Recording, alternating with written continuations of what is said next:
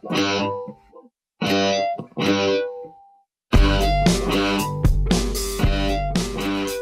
there, it's me, Phil. Welcome back to the show. I am here with Sky Jadani. Hi, Phil. Hi, Sky.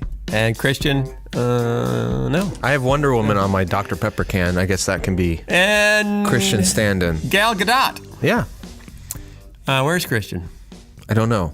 Okay. I think she had meetings. Work? Maybe work? Something work-related. She has work sometimes? Yes, it's just two of us. Oh, that's fantastic. Hey, it's a podcast. What do you know? Hey, it's a podcast. And we got video. Hey, it's a podcast. So engineer, the Phil Vischer podcast starts right here. Do you want to join in and sing along since Christian's not here? No. She wouldn't know. She'd never know. She might listen. Oh. No, I don't think she ever listens. We'll talk to Sky, but Christian's gone, and Sky, I can't play it now that Sky won't join me in my song. Hey, it's a podcast, Cylinder here. The Phil Vischer podcast starts right here. The Phil Vischer podcast starts right here. Someone requested that I go back to doing voices for the theme song. You're going to start over? Would that make you like it more? I don't know. Maybe it would... Would that make you happy, Sky? Is that really your goal? Would that make you happy? Would that please you? No, it's fine. Do what you're going to do. Okay. So, what do we got? What's today? We got no guests? We got no Christian? We got no guests. It's a potluck podcast. Potpourri. I have something in my throat. Potpourri, that means a bunch of smelly stuff. Mm-hmm.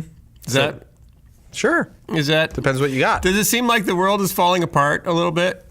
At days, yeah. It's hurricanes, earthquakes. Yeah, we got earthquakes in Mexico. We got 26,000 homes destroyed in Houston from one hurricane. Half of Puerto Rico destroyed by another hurricane. I think more than half of Puerto Rico. Have you seen what's coming out from it? No, it's I'm tragic. not looking at the video. I didn't even want to look at the video. And then over the weekend, we got our president picking a fight with the NFL and with North Korea. Yes. Yeah. Yeah. At the same time.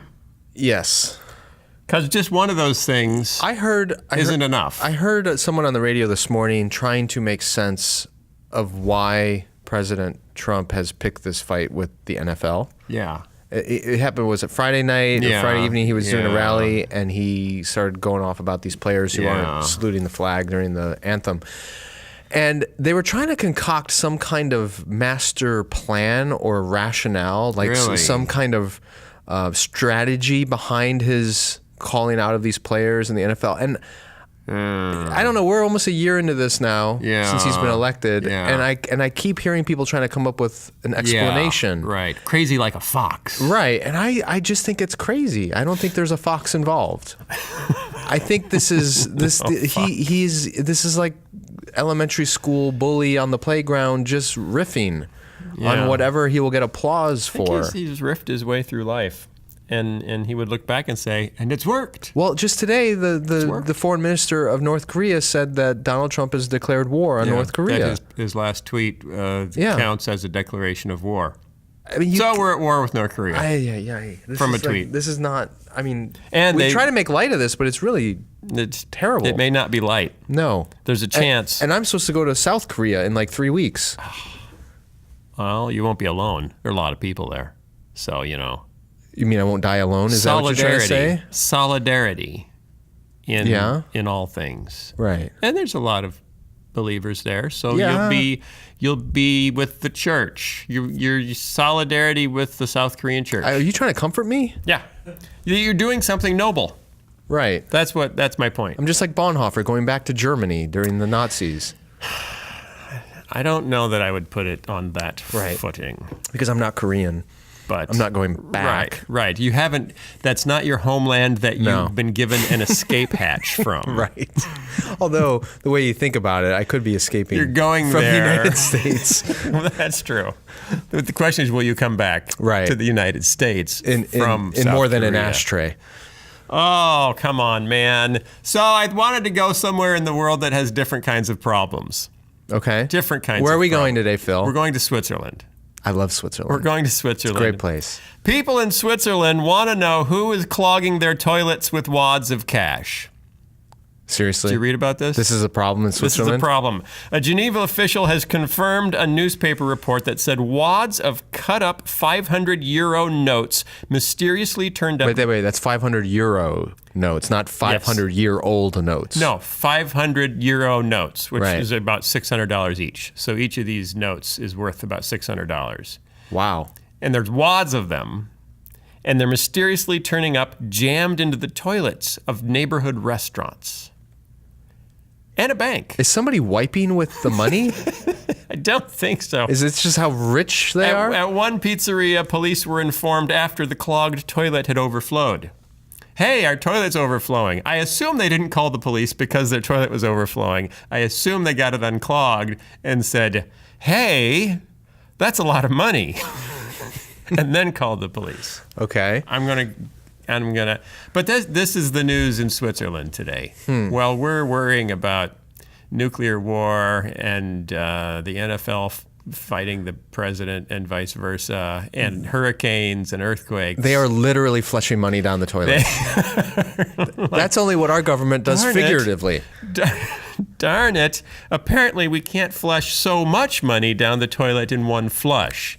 The problem in Switzerland this morning is they need higher capacity toilets to flush all the money that they want to flush. A lot of places you go to now, especially in Europe, have toilets with two different flushes. Yeah. You know what I'm talking about? Yes, the high flow and the low flow. Right. So they need like one flow for number one. Yes. Another flow for number two. Yeah. And a third flow for 500 euro notes. Yeah. And the question is, does that qualify as money laundering? I don't, a toilet bowl, I don't think anything gets laundered in a toilet bowl. It gets wet. Yeah, but not all wet is good wet, Phil. When you pee your pants, are you laundering them? Now let's move back to the U.S. Okay. Shall we? Mm-hmm. That was our first story. Yay, you give thumbs up. Good story, Phil. Hey, that was a good story. I don't know where you find this stuff. For bringing that but I know where you can put it. To our attention. Only if there's the high flow flush. Okay. Maximum capacity flush. Did you hear that the world is either about to end or was supposed to end but didn't? Those are pretty much your two options. The world as we know it, this is a story from last week. The world as we know it is about to end again if you believe this biblical doomsday claim. We have a new... Can't it be the Mayans again? Why does it have to be the Bible? No, it's not the Mayans. It's a planet called Nibiru. What?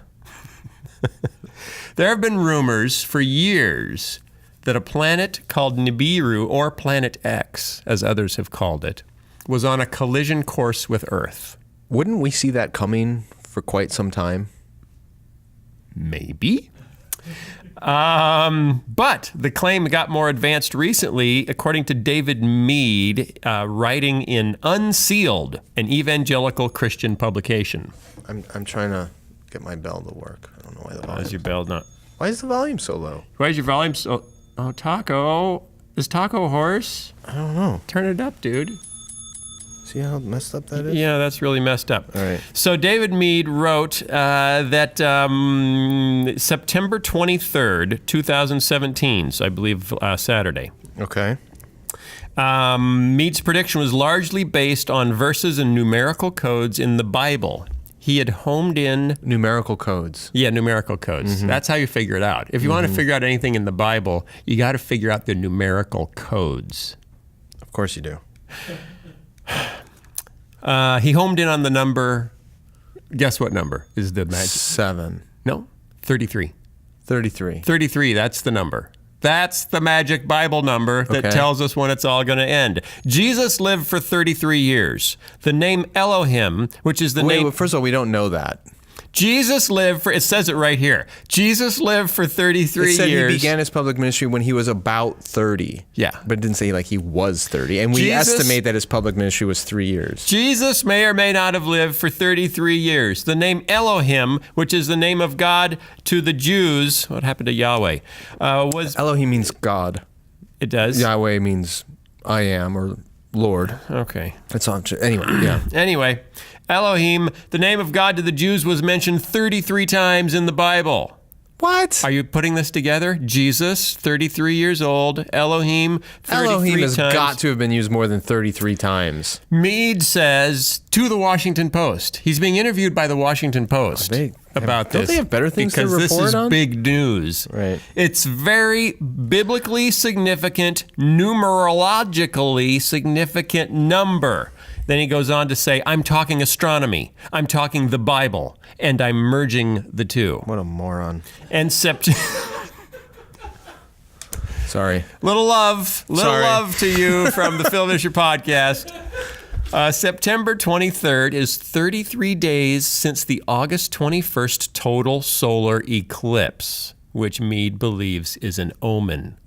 Because if there's nothing we don't know about biblical Christianity, it's rife with omens that we must follow. The book of Revelation, which he says describes the image that will appear in the sky on that day when Nibiru is supposed to rear its ugly head, eventually bringing fire, storms, and other type of destruction. So NASA had to issue a statement to say there's no Nibiru. There's no planet that's headed on a collision course with Earth. Wait a minute. Where in Revelation does it say there's a planet called Nibiru? It doesn't say that. Right. So where's he getting that from? That's extra biblical. Nibiru is extra biblical. And the other stuff wasn't? 33, that number. The solar eclipse and 33 days, all that's in the Bible somewhere? But you know who the Washington Post interviewed to respond to this? Neil deGrasse Tyson. No, our friend Ed Stetzer. Really? Our Fred and Stetzer. Okay. Our end of Fred Stetzer. So they didn't go with an astronomer or an astrophysicist? No. Ed Stetzer said that while numbers do have significance in the Bible, they shouldn't be used to make sweeping predictions about planetary motions and the end of the earth. He said, whenever someone tells you they've found a secret code in the Bible, end the conversation. Everything else he or she says can be discounted. Okay, so that was last week. I was going to talk about this last week, but then we were on something else for too long. I'm just making sure my phone what's works. Going on, Sky? Let's see if Taco's been repaired now. You're messing with my groove. Taco's back. Oh, Taco found his voice. Sorry about that. So we have a new story. End of the world still coming. This is as of yesterday. End of the world still coming, Christian numerologist says. It was just postponed. That's what they always say. Okay, first of all, hold on, time out. I think we can all agree the end of the world is still coming. That's true. That's true. That's true. Right? Yeah, I'm with you. Keep going. So let's hear why he thinks it's been postponed. Okay. Like somehow it missed its window of opportunity. Saturday passed without the world coming to an end, but we're not out of the woods yet. The doomsday writer who claimed that the world would end on September 23rd now says it will end October 21st. He should really give himself more time. Because then you could raise more money. Yeah, you could sell more T-shirts. Right. You got to throw your deadlines way out there, right? Or you really can't turn it into anything. You can't. You have to make hay before the sun stops shining. Exactly. For she sells seashells by the sunshine stop. Seashore. Which will be 20 miles inland once the polar ice caps melt. Apocalypse. Right. The Doomsday Writer will now end October 21st. Christian numerologist David Meade predicted September 23rd as the date a mysterious planet X would collide with Earth based largely on verses and numerical. How is a planet going to suddenly appear? I know, and we know that if it even got close, who was it who went up to destroy it in the movie? That was Bruce Willis. And was Ben Affleck? Wasn't he there too? He was around. And Aerosmith, Bruce, I think. Bruce Willis. Right? If it was even close, Bruce Willis and Ben Affleck and Aerosmith would save us. Yes. So we really don't have to worry about... This is the most... Why is this getting press? Like, you could have somebody having a more interesting hallucinogenic vision because of a drug they took that would make for better reporting. You don't think the Washington Post would go for that with the same eagerness? I don't get it. Like, and what does this guy actually have a following? Is there any reason why he should be given press? He writes in a magazine. He writes in a publication. He has a blog. I don't know. Yeah, but that's... He now says... wait, time out again. Okay. It makes me think that there's actually a conspiracy here. Mm-hmm. What's the conspiracy? And the conspiracy is that news outlets report this kind of drivel just to make Christians look like idiots. Yeah. So you think there's a vast left-wing conspiracy? I do. I'm in it. Because that's the only way to explain why this kind of stuff gets press. Well, it's amusing. It's amusing for the kids. Because it makes Christians look like idiots. Yeah. Well, I'm grateful they interviewed Ed Stetzer because he was thoughtful and reasonable. But that was the fact nice that of them. Yeah. Okay. Go ahead. Mead now says, it is possible at the end of October we may be about to enter into a 7-year tribulation period to be followed by a millennium of peace. NASA said, once again, the Planet X theory is a hoax. Various people, this is NASA talking, various people, I would like to do something in my life that would require NASA to make a rebuttal. That's something. You really want, why not NASA issuing a confirmation? Well, then I have to come up with something real. That's true. Yeah. You know how much harder that is? It's not difficult, apparently, Phil. You could say some crazy stuff. And NASA would have to say, so here's NASA's statement. Various people are predicting, they put that in air quotes. Various people? Yeah, various people are predicting that the world will end September 23rd when another planet collides with Earth, NASA said. The planet in question, Nibiru, doesn't exist, so there will be no collision. I love how they had to add that part, because you can't collide with something that doesn't exist. NASA went on to say that the story of Nibiru has been around for years, as has been the Days of Darkness tale, and is periodically recycled into new apocalyptic fables. Why do some Christians want to do this, to have an end of the world soon? Because it gets them attention and probably some money. Really? You think it's all about money? Not necessarily. It can also just be about the attention. Yeah. I mean, it's silly. But you don't think he really believes it? You don't think? I don't know the guy. I don't know. All the people that have predicted the end of the world. I mean, some of them I think have been sincere. You're putting your reputation on the line. I've no doubt some of them have been sincere. Yeah. But I'm sure plenty of them have been hucksters. Yeah. So can you really? You gotta really profit from it quickly, though. Why? And then you got to get out of town. Well, some people did they had years of prediction saying it's going to be whatever date, and then they rake it in. Is it really different than the guys who said the Martians were coming in a spaceship behind the Hale-Bopp comet, and that we needed to be ready because they were going to pick us up? Yeah, but that was, I don't know how many people committed suicide in that horrible cult, but they weren't Hale-Bopp. They weren't. I just like to say Hale-Bopp. Doesn't it sound like a kiddie pop song? Was that religious? Would you say that was religious or just wacko? It's a fuzzy line, isn't it, Phil? It's a fuzzy line. Is it religious or is it just wacko? My wife and I finished watching The Handmaid's Tale because we wanted to see how it ended. Do you know how it ends? Big cliffhanger. Now you got to watch season 2. Well, it doesn't really end. That's how the things go. Cliffhanger. Oh, now I got to watch season 2. There is no season 2 yet, though. But they're making a season 2. Now, are religious people bad? Though. I have a question. That's my conclusion. Because some of our listeners responded who are fans of the Handmaid's Tale. Whatever. And actually, I appreciated their responses. It was informative. And helpful. Didn't. The book, which came out in the 1980s, correct? I'm not sure. Upon which the series is based. Yeah. How much of the series has already covered the book? I do not know this. Like, if they make multiple seasons, are they going to have to go? Do they have to make up new stuff? Right. Is there a lot more book to work on? That's my question. I guess I should go read the book if I want to see what happens next. I don't know. Maybe. I don't know. I mean, it involves it's the Amish apocalypse. It's the Amish go insane and take over the world with automatic weapons and hang all the gay people and put all fertile women into sexual slavery. Right. And we know you don't have to push the Amish very hard before they're going to do that. I don't want to disparage the Amish. I mean, seriously. I was being facetious. I know you were. Because the Amish are somewhat known for being pacifists. Yes, they are. Yeah.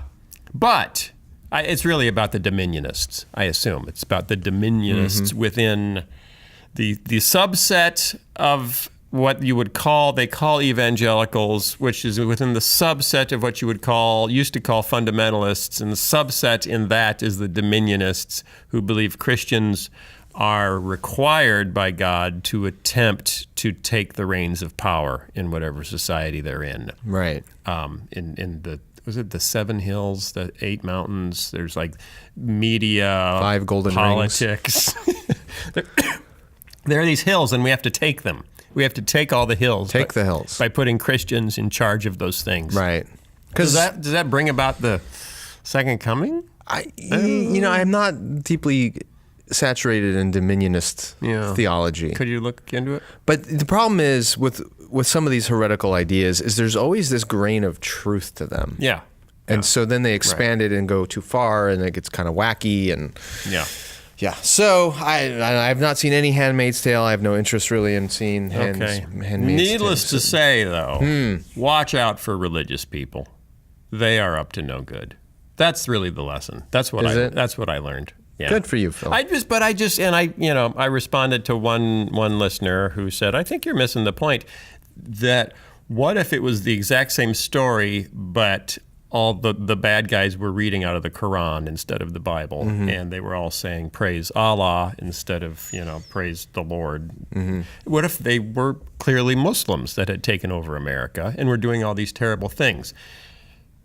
Wouldn't people say, wow, that's really not helpful to Muslim Americans to portray them that way? That's not helpful to our society and its cohesion as people that have different beliefs that have to live together. Right. That's not helpful. So isn't it equally not helpful to do it with Bill Maher might like it. hyper-conservative Christians? Some people would like it. I'm not saying it wouldn't get any viewership. Right. I'm saying I think it's a valid criticism to say that's really not helpful. Right. So you would like You with me? the Christian subculture to be as respected and protected as a Muslim subculture? No, I would like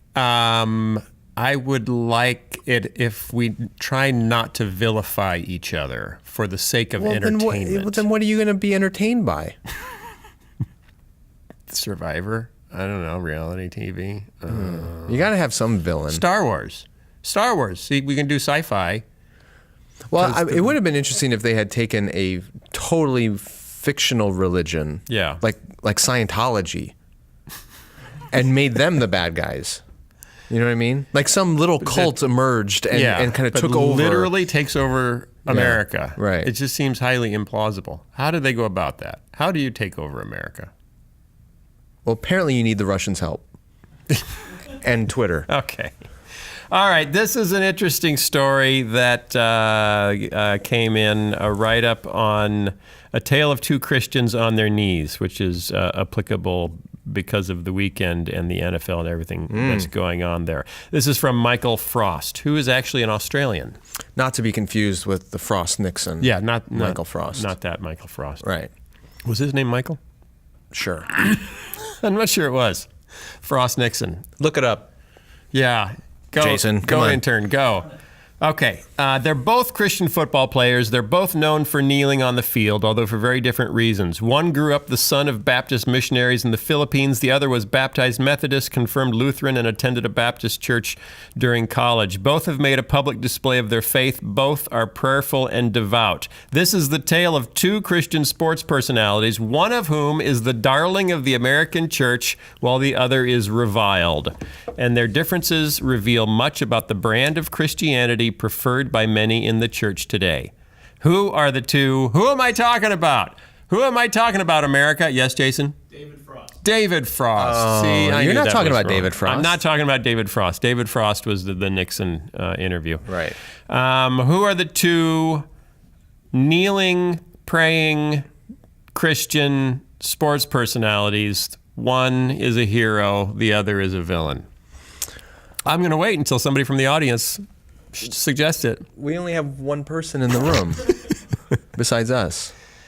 Tim Tebow and Colin Kaepernick. Right. Tim Tebow, homeschooled by his parents, Christian parents, spent his summers in the Philippines helping with his father's orphanage and missionary work, wore Bible verses on his eye black, outspoken pro-life, commitment to abstinence, fellowship of Christian athletes, etc., etc., etc., etc. Colin Kaepernick, Black father left the picture before Colin was born. His mother was destitute, adopted, and raised by a family in a white couple in Milwaukee. His body is festooned with religious tattoos, scrolls, a cross, praying hands, terms like "to God be the glory" and "God will guide me." He has said, here's a quote from Colin Kaepernick, "My faith is the basis from where my game comes from. I've been very blessed to have the talent to play the game that I do and be successful at it. I think God guides me through every day and helps me take the right steps and has helped me to get where I'm at. When I step on the field, I always say a prayer, say I am thankful to be able to wake up in that morning and go out there and try to glorify the Lord with what I do on the field." And his faith isn't just about making him feel happy. It's turned him into an activist and a philanthropist. He's raised money to fly food and water into Somalia for suffering Somalians. He has donated millions of his own money for charitable work. He works with Meals on Wheels. He joined with the charitable organization 100 Suits to pass out free suits at the New York State Parole Office for people who had been released from prison and looking for jobs. But that's not why he's famous. He's famous because he decided to protest the Star-Spangled Banner in support of Black Lives Matter and police violence against black people. And now he's been voted the most disliked player in the NFL. People have posted videos burning his jerseys. He's been called an embarrassment and a traitor. In the meantime, Tim Tebow is writing best-selling books and speaking at Christian conferences to standing ovations. Okay. What does that tell us? Can I interject a few things here just before? So I posted this article on my Facebook page without really any commentary on my part. How'd that go for you? It's been mixed. So a couple things just from my own Facebook readers. Number one, somebody in our audience is going to say, yeah, but Colin Kaepernick is a secret Muslim. Because apparently there's been a rumor going around for a while now that he's actually converted to Islam because at one point he was dating a woman who was Muslim or from a Muslim family background. Yeah. He has come out and denied this. He has not converted to Islam. So let's not even go there in the comment section. Okay, we're not even going there. Not even going there. So here's one of the arguments that some critics of Kaepernick on my Facebook page have brought up. They said, look, Kaepernick has the freedom of speech rights of every other American to protest and to do whatever he wants. However, they don't like the fact that he's doing this during an NFL game and at the national anthem. And more than one person on my Facebook page, I'm going to read one comment, but a number of them have said this in different forms. People who are, quote, on the job don't get to protest during working hours at any other company. Why is the NFL any different? If you want to protest, do it on your own time. So a number of folks have said they shouldn't be doing this. That Trump on Friday, when he said that NFL owners should fire players for doing this, was justified in doing it because you can't protest during your work. Why should NFL players get to protest during their work? You could. Okay. You could wear a Black Lives Matter badge while you're at work. Not if you're required to wear a certain uniform.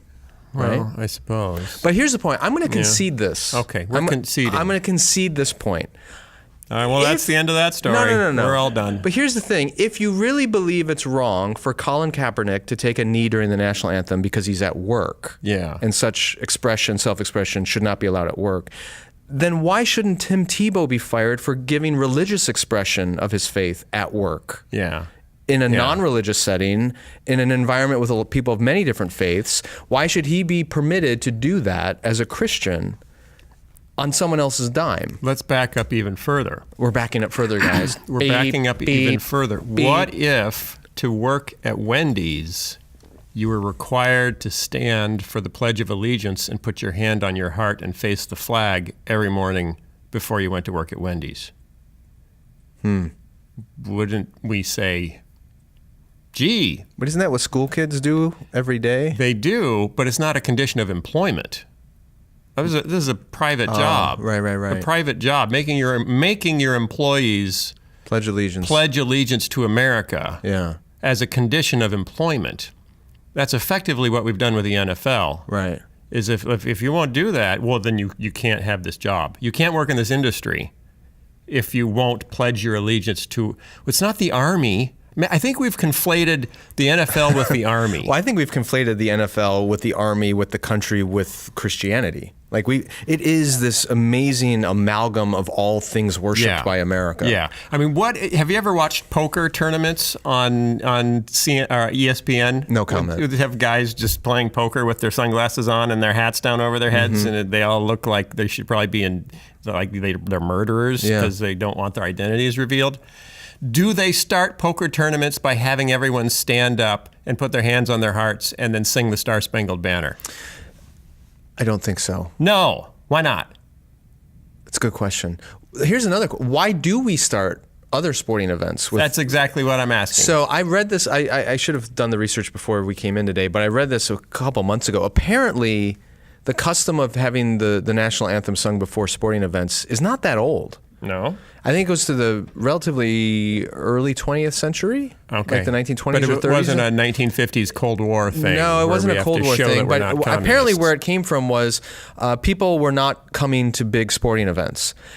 It just wasn't a draw, and they couldn't sell tickets. So they decided during, I think it was baseball, during one of the inning stretches, 7th inning or one of those inning stretches, they decided to have a band play music. Yeah. And as a way of getting people to come not just for the game, but for the music. And they started with doing the national anthem because it's something everybody knew and they could sing along.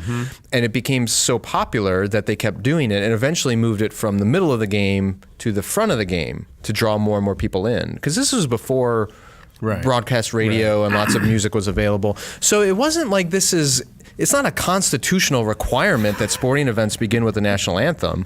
And it's not even something that we've always done. It's something that was there just to draw crowds. But heaven forbid, could you imagine what would happen if a football or baseball game did not start with the national anthem? Like people would... I think it depends on where in the country. Partly. I bet in a lot of places it would still be in a lot of places hugely... Well, it's tradition. It's tradition. Right. Before we're going to see who's the fastest, we need to see who's patriotic. Well, it's an essential part of what's become civil religion. Yeah. Right? Yeah. Basically, I don't want to get into it. Somebody pointed out that when the black athletes protested at the Olympics in Mexico City, and they did the Black Power salute, and that was a big outrage, and the Olympic Committee actually stripped them of their medals for doing that. The Olympic Committee did, but the U.S. Olympic Committee, I believe the international, but I'm not sure because it brought politics into the Olympics. Because that never happened during the Cold War. Not supposed to do that. Gosh, every East German judge brought politics into the Olympics. But the president of the United States said nothing about it. Didn't have a point of view. In 1968, that would have been LBJ. Yeah, LBJ said nothing about it. Something happened similar when Nixon was president. He said nothing about it. Didn't enter into it. This isn't something that the president needs to. But those were presidents. Those were presidents who tended to calculate and think before they issued statements. That's changed. This is true. Yeah. Okay, so. David Frost, after he interviewed Nixon, he wrote this column that I'm reading. Right. Michael Frost says, "It seems to me that Tim Tebow and Colin Kaepernick represent the two very different forms that American Christianity has come to." And this is also interesting because he's an Australian, observing from the outside. So he's not credible. So clearly he has never said the Pledge of Allegiance. To our flag. He can't play in the NFL. Right. And what if you're not American? Like in the NBA, there's lots of non-Americans. Do they have to stand up and put their hands over there? How does that work? And not just the United States. In many parts of the world, it feels as though the church is separating into two versions. One that values personal piety, gentleness, respect for cultural mores, and an emphasis on moral issues like abortion and homosexuality. And another that values social justice, community development, racial reconciliation, and political activism. One version is kneeling in private prayer. The other is kneeling in public protest. One is concerned with private sins like abortion. The other is concerned with public sins like racial discrimination. And he goes on and says, one is listening to Eric Metaxas and Franklin Graham. The other is listening to William Barber and John Perkins. That's kind of funny. It is kind of funny. Our buddy Eric made the list. Well. So now this isn't new. No, and we were with a group on Saturday night of younger people talking about some of these kinds of issues, and what I said to them is, in general, Christians self-select, and this is true of congregations, self-select into two categories. One category are those people in congregations who generally think that the systems of the world are more or less good and need to be protected and preserved from change. Right. So the world is going downhill. We need to stop it because it was really good just about 40 years ago. Or pick your time frame. Pick your time. Right. So, but generally, typically 40 years. The institutions of the world. Because we don't remember much farther back than 40 years, so it's hard to say. Living memory. Yeah. Right. So the institutions of the world generally are good and right, and we need to protect them from all this innovation and change and so-called progress. And that's the definition of conservatism. Yes. You want so to those conserve. are people that put progress in air quotes. Right. You want to protect and preserve and conserve what used to be. The other side collects themselves into a group that says, you know what, the world is fundamentally broken and unjust and unfair and evil, and we need to reform the system. We need to change what's wrong and broken, and that is going to happen through progress, through protesting what's wrong. Reformation. Reformation, exactly.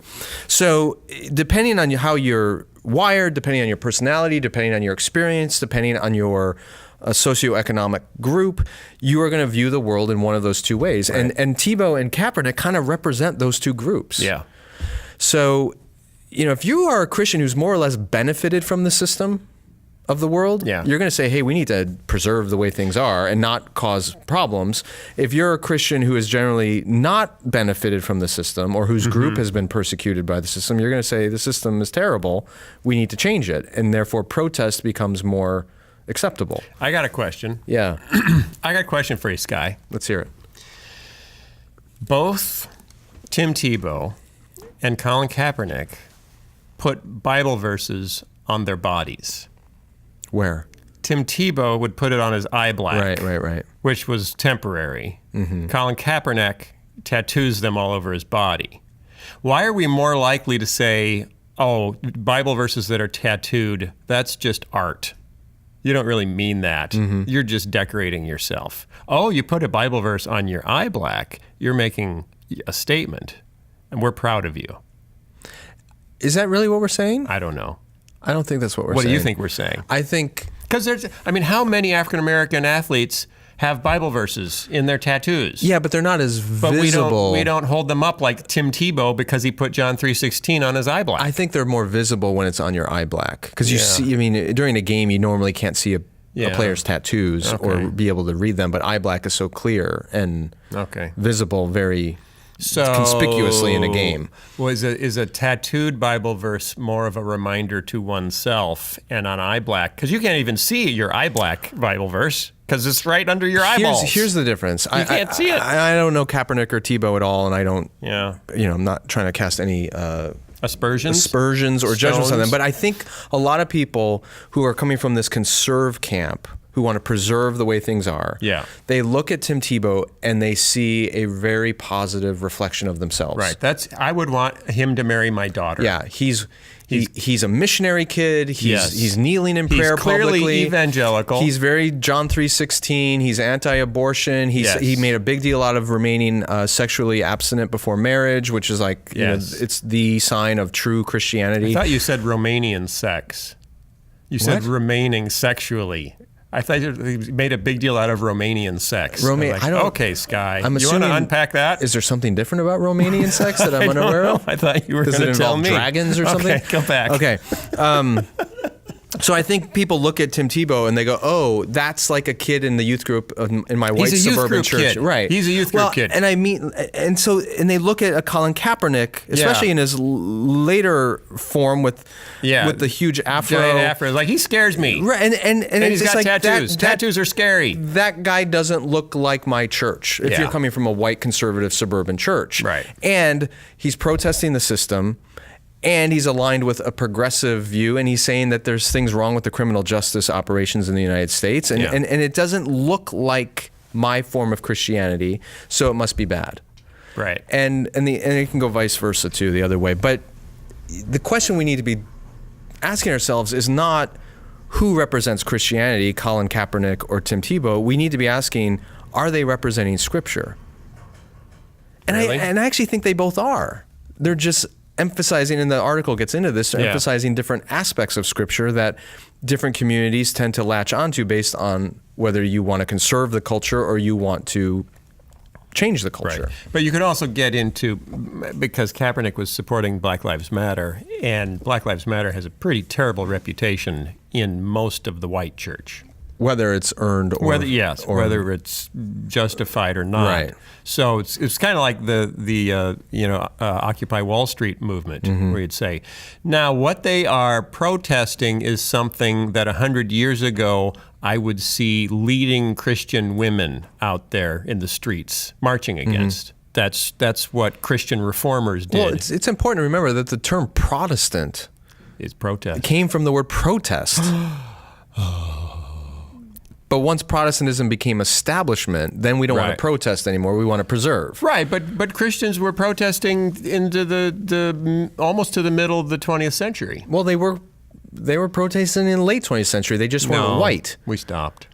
It was African American upper Christians. Class white Christians were protesting until close to World War II. Right, but then they got what they wanted. Yeah. And stopped protesting and started protesting the protesters. Now we protest protesters. Right. Yeah. That's kind of weird. Well, because protesters became hippies, and then there was drugs, and there was like my grandparents were very anti-protesters because it was the 60s. They were protesting Vietnam. They were protesting the man. There was women's rights. Women's rights was a big deal. I mean, the way the conservative Christian movement rallied against, the ERA, Equal Rights Amendment. Right. Yeah. Okay.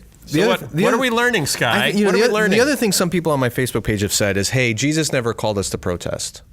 Jesus never said to upset the system. Oh. He just said, love God, love your neighbor. Yeah. And it's a couple things came into my mind. It's number one, loving our neighbor. If our neighbor, in Scripture, when Jesus is asked to elaborate on what does that mean, he tells the story of the Good Samaritan. If your neighbor is being robbed, persecuted, violently attacked, and left for dead, part of loving your neighbor is intervening and helping your neighbor. Now, if that's being done by an individual, we all go, oh, of course, yes, we have to... I'll stop them. We have to stop them. If that violence and injustice is being perpetrated by a corporation or a government... A system, loving our neighbor also means trying to change that system. Yeah. And in the first century, most Christians did not have any kind of political power, because they were living in an empire. We are living in a democratic republic where we do have influence and power. So I don't think that protesting is unchristian in any way, especially when we are responsible for our neighbors' well-being and their being... Are there kinds of protesting that are unchristian? I think violent protesting would probably be considered unchristian. Okay, but beside that... Okay. Beside that, now I'm losing my train of thought. Oh no, it was so good. It was good. What was I going to say? Protesting isn't bad in and of itself.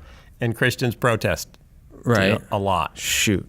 I totally am blanking on what my other point was now. Oh, man. It's because I haven't eaten lunch. So, low blood sugar. What do we say to Colin Kaepernick? What do we say? I don't see what the problem is. I think what we really need to be honest about is... We need to ask ourselves, if you are super upset that some NFL players are taking a knee or locking arms during the national anthem, I think we need to ask us, why does that make me so upset?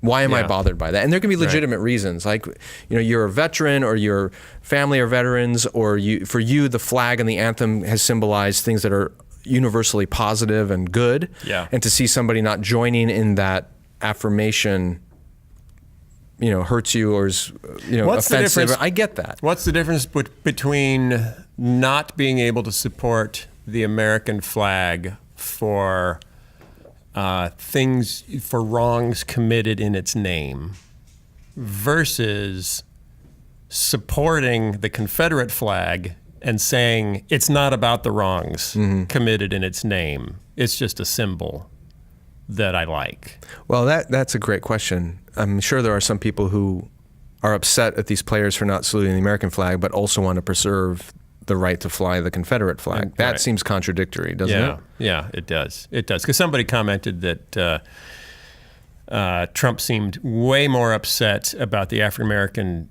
athletes that were not supporting the American flag than he did about the white supremacists who were supporting the Confederate flag. Right. seem to be much less upsetting. Well, when it comes to Trump, my assumption is that rally on Friday where he made these comments were unscripted and that's a text. Were unscripted, and in my observation of Trump, he's very adept at figuring out what will get him affirmation from a crowd. Yes, he is. And I think he realized this is something the crowd will love. It's red meat. I found red meat in my pocket. And he just threw it out there. I don't think this is some kind of declaration of policy or a thought through. No, but the problem is that some of the things that he is doing as policy started out as red meat that he found in his pocket, like the wall, which he just threw out randomly once, and it was so well received that he kept throwing it out, and then it turned into policy. Well, and going back to my point, if you really believe it's great that players like Tim Tebow are exhibiting religious expression on the field, then you can't be upset when other players exhibit other expression on the field. You can't have it both ways.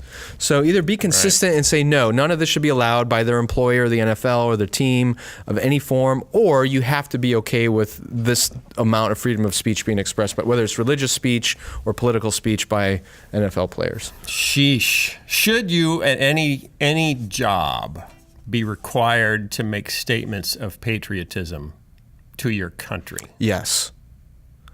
Particularly the job of President of the United States, when you put your hand on the Bible and you swear before the Supreme Court. Okay, so justices, that you will uphold the Constitution of the United States. Okay, police officers, they're doing that to a certain extent. Yeah, I don't think I think if you are an officer of the state whose job it is to protect and preserve the Constitution of the United States, then absolutely. What about professional bowlers?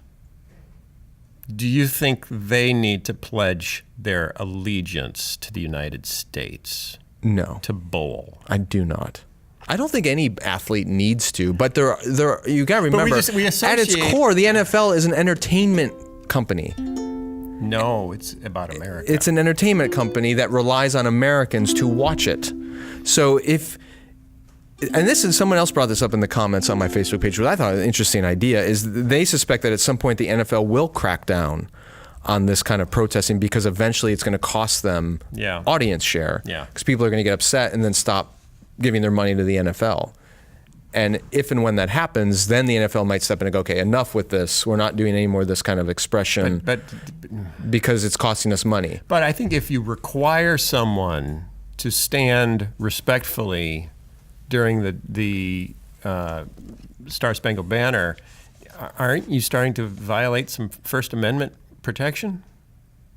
Well, no one's being required to do that yet. I know. That's what Trump would like to say. If they got to that Yes, point. I think there would be lawsuits for sure. But let's not forget, as my brother pointed out on my Facebook page, all these people are engaged in an activity which has been proven to cause permanent brain damage.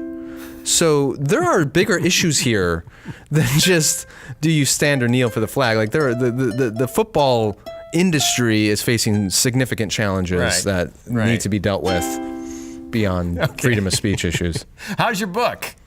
Which one? Still out there? Oh, you have a new book out. Is it out? Yeah. Is the new one out? October 3rd, the new one comes out. The new one comes out But October 3rd? until then, please buy What's Wrong with Religion. Yes. Which is available on my website or at Amazon.com in both ebook and softcover. It's going well. I've been to a lot of colleges lately. I was out in Portland at George Fox University most recently. Great place. I don't have my bell going. Cool. Bell.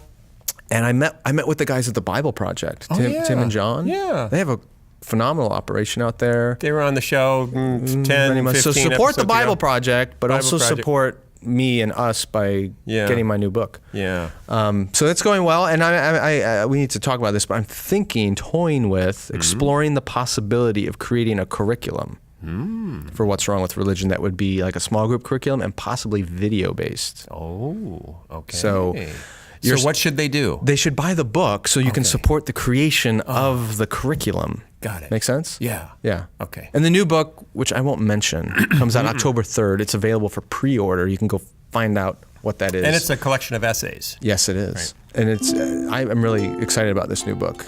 And you're going to South Korea because of your... What's Wrong with Religion is being released in South Korea. It's been translated into Korean and is being released there. And I'm speaking at an annual revival conference for 3 days at a significantly sized church in South Korea. Wow. That's awesome. There are a lot of big churches in South Korea. Yeah, there are. That's the biggest churches in the world are in Seoul. Yeah. Okay, I'm going to wrap What this do you up. work? What, you got I something don't work to plug? on anything. You got nothing. Do I have anything? Well, you can go to faithblocks.com. If you want to have devotions with your kids and you're trying to figure out a way to do it, I got little videos that can help you have devotions with your kids, little family devotional videos. You go to faithblocks.com, BLOX.com, and check it out. You can watch the first couple for free, and then you can buy the whole set. There's 15 videos that walk your kids all the way through the book of 1 John, answering the question, what does it mean to be a Christian? That sounds like a pretty fundamental question. Does that seem relevant? Mm-hmm. I think it's relevant. And we just finished the second one, which isn't up yet, but it'll be up shortly, on the topic of, what is the second one on? What is God's plan? Oh, that's right. The second one's on. That's not giving him a lot of confidence. I just finished Phil. writing the third one, so I'm thinking of the third one right now. You're just so productive. The second one is the book of Ephesians, and it's what is God's plan? And then I just finished writing the third one, but we haven't made it yet. We're working on it. Okay. Faithblocks.com. And support the podcast at patreon.com. We have so many assignments for you. /Phil Vischer. What if we gave him homework every episode? We should. What if they had to write a paper for the next episode and then they had to submit them and you had to grade them all? That sounds fun. Let's do it. So in a fight between Tim Tebow and Colin Kaepernick, who would win and why? Write your paper, send it in. No. Who would Jesus be cheering for? Oh. Yeah, let's stir the pot. Good. That's really let's good. Stir the pot. Yeah. Mm-hmm. If they're on two different NFL teams and they play against each other in the Super Bowl, which side is God on? I like that one. Thank you. Right. Which side are Old Testament prophets on? Apostles versus prophets. These are the names of the teams. The apostles and the prophets. If The Handmaid's Tale became reality. Why aren't there any Christian colleges with the mascots of the apostles or the prophets? Because no one's afraid of an apostle.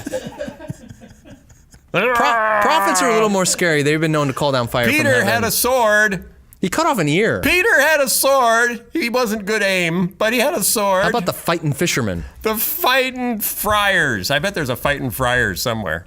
There's so many weird names. There are weird demon names. Deacons. Okay. There's some very non-PC names, too. Yeah. Hey ho! What do you know? The Christian church really loves Tim Tebow. Hey ho! What do you know? We don't feel quite the same way about Colin Kaepernick. For some reason, he makes us sick, even though he's got the same Bible verses all over him. Oh, my. Because I know that we all really like watching our football, but wouldn't it kind of be a drag if we required everyone to salute the Confederate flag the same way we require them to be patriotic just to carry the ball down the field and try to get a paycheck today? Hey, let's check if that's okay. And if the apostles were playing the prophets, I think the prophets would win because they're just way more hardcore. All right, thanks for coming. We will see you guys next week. See you next week. Bye. The Phil Vischer Podcast is produced by Phil Vischer Enterprises and recorded live at Jellyfish Lab Studios.